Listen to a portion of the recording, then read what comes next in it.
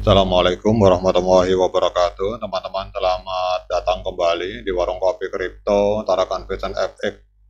Sebelumnya saya ucapkan terima kasih pada teman-teman yang sampai hari ini masih setia menemani nongkrong sambil ngopi di Warung Kopi Kripto Tarakan Vision FX. Oke teman-teman, seperti biasa sebelum kita berbicara tentang dunia kripto, mari hari ini kita berdoa bersama-sama memohon kepada Allah agar kita semua senantiasa diberikan nikmat berupa kesehatan dan juga diberikan keberkahan dalam setiap rezeki yang kita terima pada hari ini.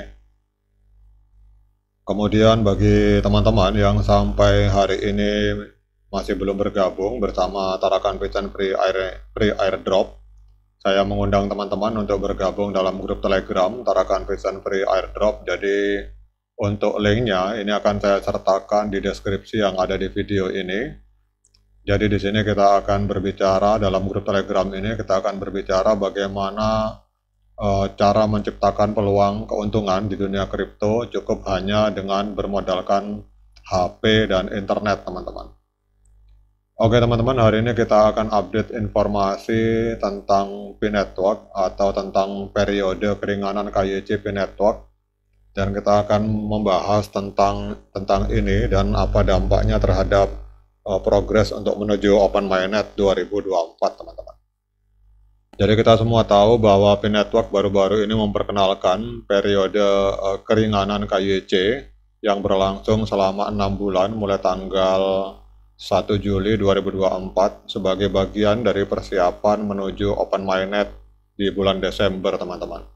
Jadi periode ini bertujuan untuk memberikan pionir waktu yang cukup untuk menyelesaikan aplikasi KYC mereka sekaligus menciptakan dorongan untuk mempercepat kemajuan menuju Open Mainnet, teman-teman. Jadi dalam video ini kita akan membahas secara mendalam tentang periode keringanan ini, kemudian pentingnya KYC serta dampaknya terhadap migrasi P ke Mainnet. Jadi periode keringanan KYC itu adalah jangka waktu 6 bulan di mana para pionir diharuskan untuk mengajukan aplikasi KYC awal dalam 3 bulan pertama dan kemudian mencapai status KYC penuh serta migrasi dalam waktu 6 bulan, teman-teman. Jadi tujuan utama dari periode ini adalah untuk memastikan bahwa seluruh P yang beredar itu dapat diverifikasi dan migrasi dilakukan dengan lancar, sekaligus mencegah P yang tidak terverifikasi untuk migrasi ke Mainnet, teman-teman. Jadi hal ini penting untuk mengurangi ketidakpastian dan membebaskan P yang telah terverifikasi untuk digunakan dalam proses penambangan di masa depan. Nah, kemudian kalau ada pertanyaan mengapa periode keringanan KYC ini begitu penting?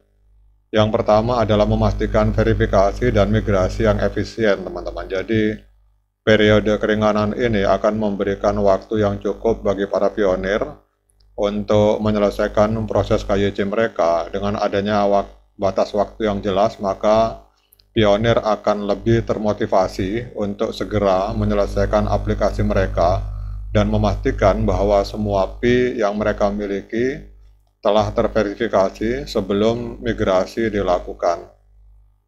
Dan ini akan mengurangi resiko adanya koin P yang tidak terverifikasi beredar di Mainnet. Kemudian juga kita akan membahas tentang meningkatkan urgensi untuk migrasi. Jadi dengan adanya periode keringanan, P-Network menciptakan rasa urgensi di kalangan pionir. Mereka harus segera menyelesaikan KYC mereka dan memigrasikan koin P mereka untuk menghindari kehilangan kesempatan berharga. Jadi rasa takut kehilangan atau FOMO ini diharapkan akan mendorong lebih banyak pionir untuk kembali aktif dan menyelesaikan proses migrasi yang mereka harus segera lakukan, teman-teman.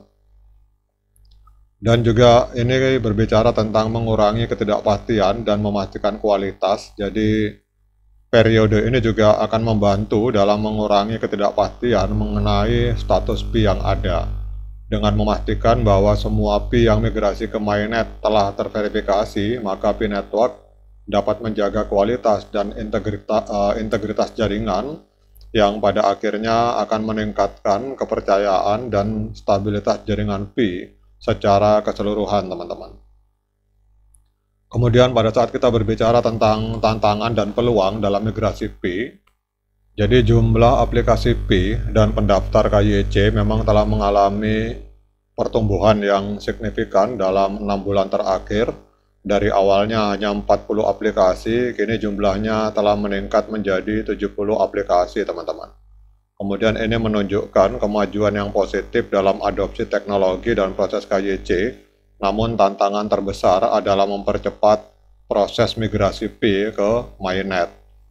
Jadi meskipun ada peningkatan dalam jumlah aplikasi KYC dan pendaftar, kemudian ada pertumbuhan migrasi Pi ke mainnet, ini angkanya masih belum memenuhi harapan, teman-teman. Jadi pada tahun 2023 terdapat 2 periode tanpa migrasi yang menunjukkan adanya kendala dalam proses migrasi. Kemudian sejak Pi Today pada 14 Maret 2024 itu rata-rata migrasi mencapai sekitar 12.000 per hari, teman-teman.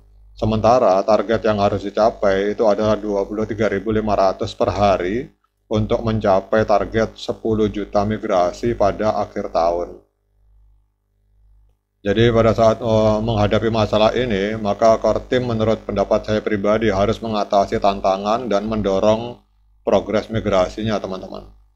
Jadi dengan peningkatan infrastruktur